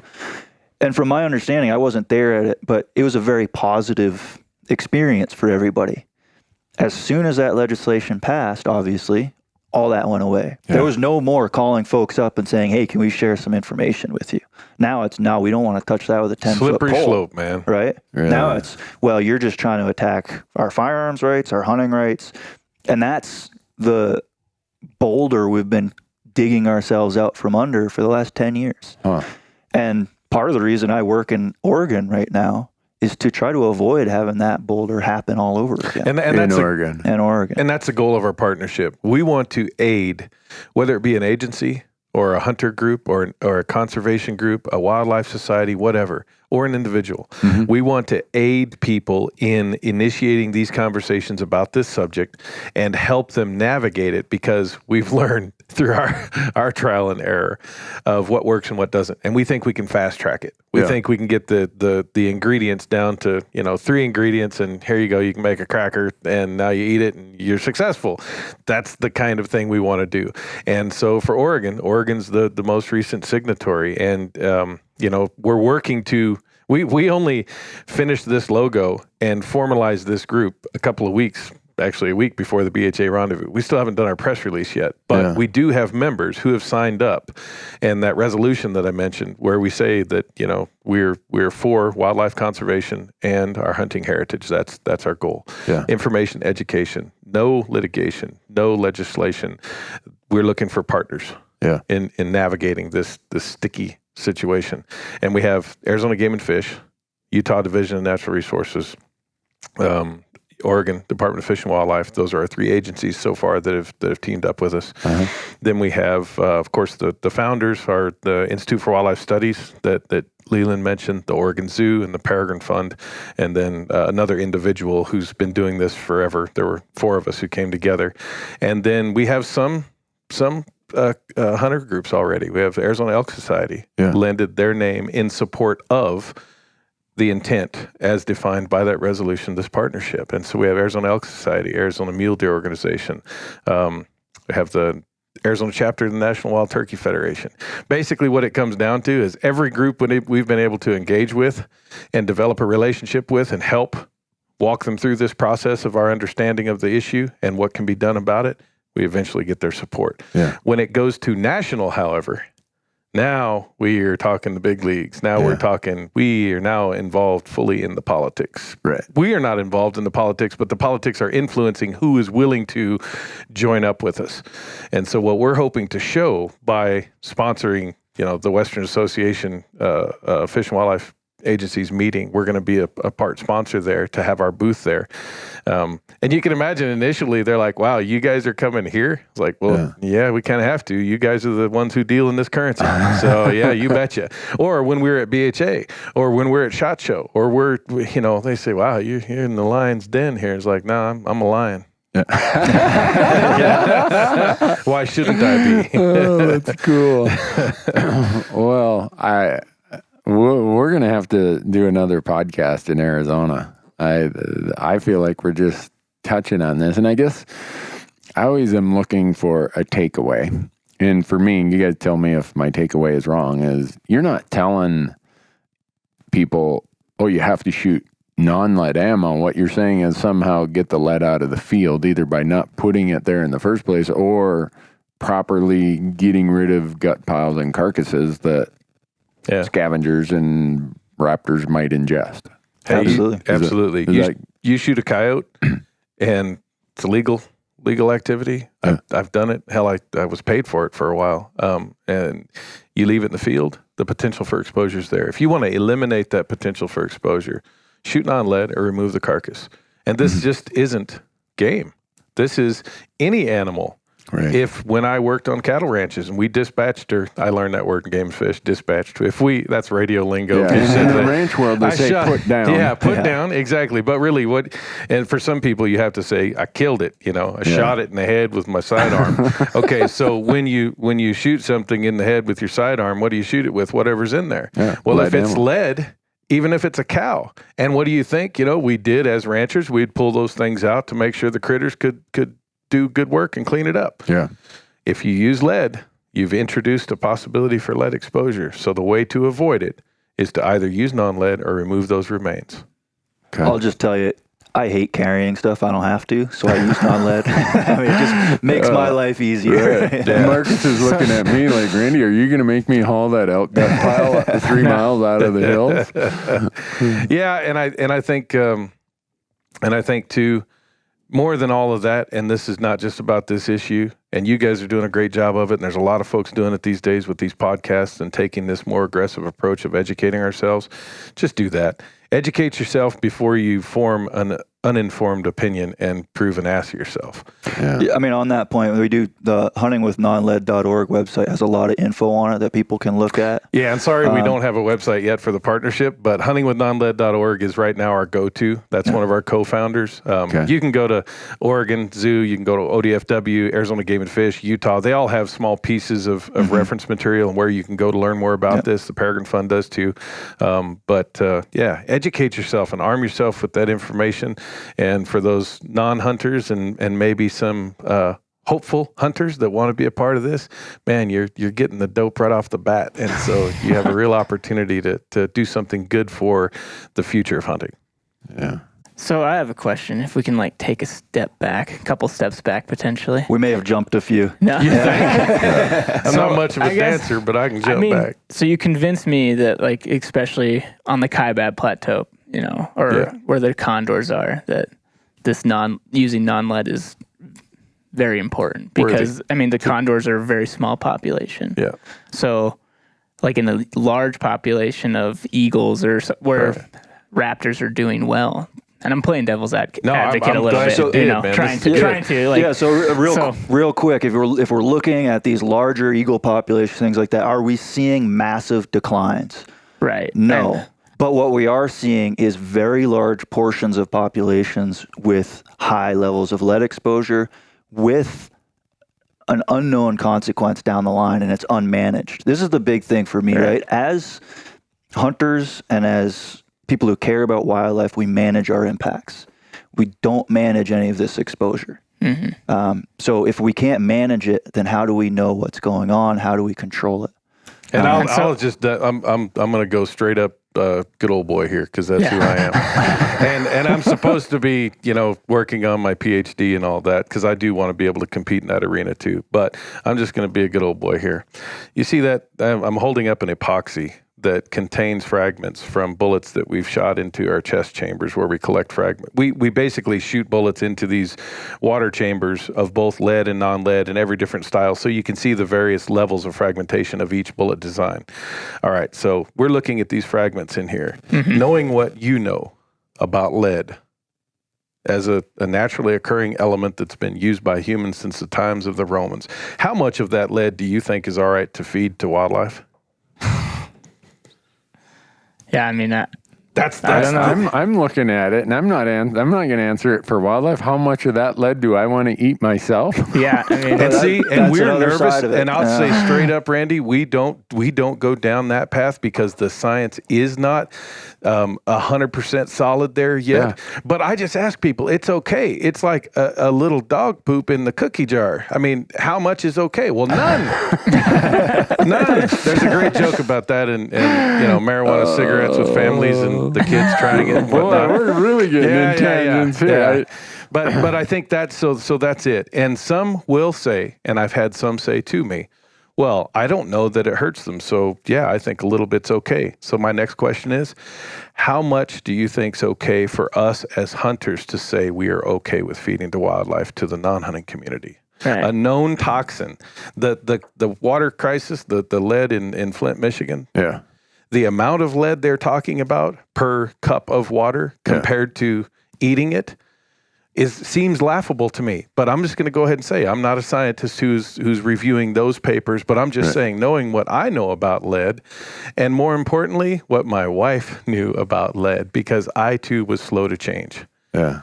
We were doing this fragmentation study in Wyoming, and on our days off, which we tried to have a few so we could go bird hunting. Yeah. We shot some huns, which I'd never shot before. Yeah. We had some pheasant. We had some sharp-tailed grouse. And I called my wife, and I was boasting. I said, man, this is awesome. We're not only going to have all the deer from this deer study, with this fragmentation study, we're also going to have all these game birds. She said, what'd you shoot the game birds with? I said, well, my 410 and my 12 gauge. What do you mean, what'd I shoot it with? I shot it with a shotgun. She's like, what ammo, stupid? I was like, lead. She's like, do you think that it's different lead than the other lead you're studying in fragments and the effect it has on condors? I said, well, we don't know that it's affecting us. She said, do you have to? And I said, what all fathers should say, I mean, and husbands, right? What we usually say in those situations where we find out we get caught, and it's, oh, okay.